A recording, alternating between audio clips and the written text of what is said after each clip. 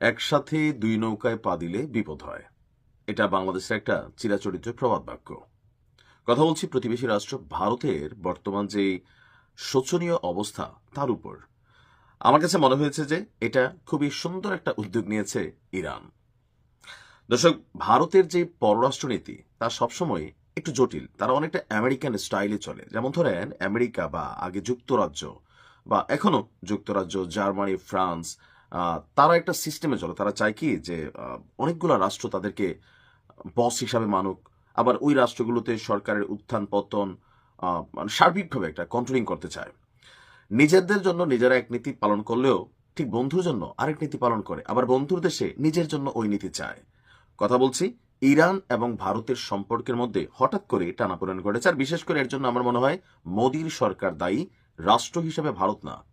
কারণ একটা সরকার যখন একটা রাষ্ট্রকে পরিচালনা করে, ভারসাম্য, তারপর হচ্ছে যে সমতা, এগুলা পররাষ্ট্রনীতির একটা অংশ থাকে।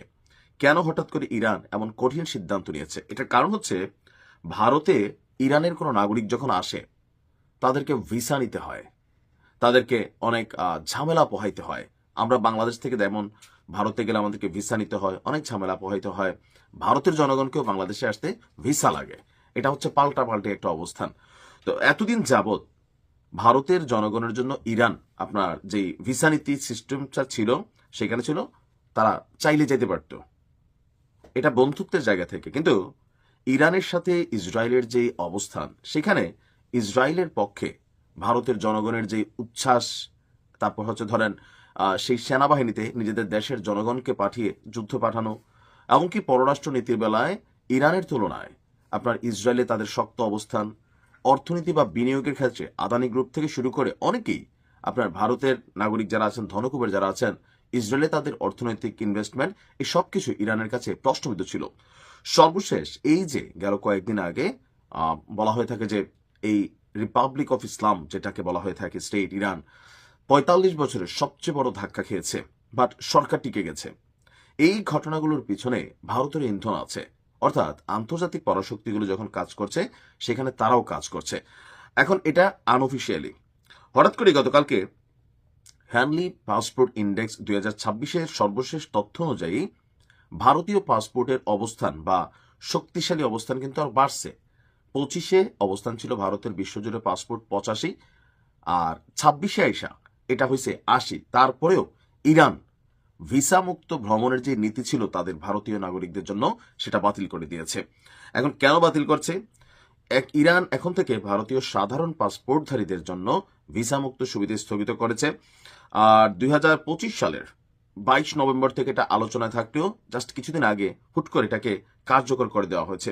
অনেক ভারতীয় নাগরিককে চাকুরির ভুয়া প্রতিশ্রুতি দিয়ে অন্য দেশে পাঠানোর নাম করে ইরানের ভিসা মুক্ত ব্যবস্থার সুযোগ নিয়ে দেশটিতে নিয়ে যাওয়া হচ্ছে। অর্থাৎ বাংলাদেশে যেমন ভিসার দালাল আছে, ভারতের অনেক এরকম ভিসার দালালরা এই কাজটা করে। সেখানে পৌঁছানোর পর আবার অনেকে অপহরণ করে মুক্তিপণ দাবি করার মতনও ঘটনা ঘটেছে। যেমন ধরেন বাংলাদেশের জনগণ লিবিয়া গেলে যেটা হয়, এই নিরাপত্তা পরিস্থিতি প্লাস ভারতীয়দের জন্য ভারতের সাথে ইরানের পররাষ্ট্রনীতি, কূটনীতি সবকিছুই এখন অনেকটা সাংঘর্ষিক অবস্থানে দাঁড়িয়েছে। ইরান এটার ব্যাপারে সরাসরি সরকারিভাবে কোনো বক্তব্য না দিলেও বিশ্লেষকরা বলছেন যে ভারতের দুই নীতি বা একসাথে দুই নৌকায় পা দেওয়ার যে সিস্টেম, সেটা আসলে ইরান পছন্দ করছে না। বাংলাদেশ করতো, আমরা তো এখন করতাম না। তো বাস্তবতা হচ্ছে এটাই, ভারত তার বন্ধু হারাচ্ছে। আপনি দেখেন আমাদের এই এশিয়া ভিত্তিক অঞ্চলে ভারতের যে শক্তিশালী অবস্থানটা থাকার কথা ছিল, বর্তমান ক্ষমতাসীন সরকার বিজেপির যে এক নীতিমূলক অবস্থান, অর্থাৎ ধর্মভিত্তিক যে রাজনীতি, এটা তার দেশে তাকে ফাটল ধরিয়েছে। ভারত ভেঙে ট্রাম্পল্যান্ড হওয়ার মতন ঘটনাও মানে ঘটানোর চেষ্টা করা হচ্ছে। আর কোনো দেশের সাথেই খুব বেশি ভালো সম্পর্ক নেই। রাষ্ট্র হিসেবে আমরা ভারতকে খারাপ বলছি না, কোনো রাষ্ট্রই খারাপ না। ডিপেন্ড করে এখানে যারা শাসক গোষ্ঠী আছে তারা আসলে কিভাবে ডিল করছে।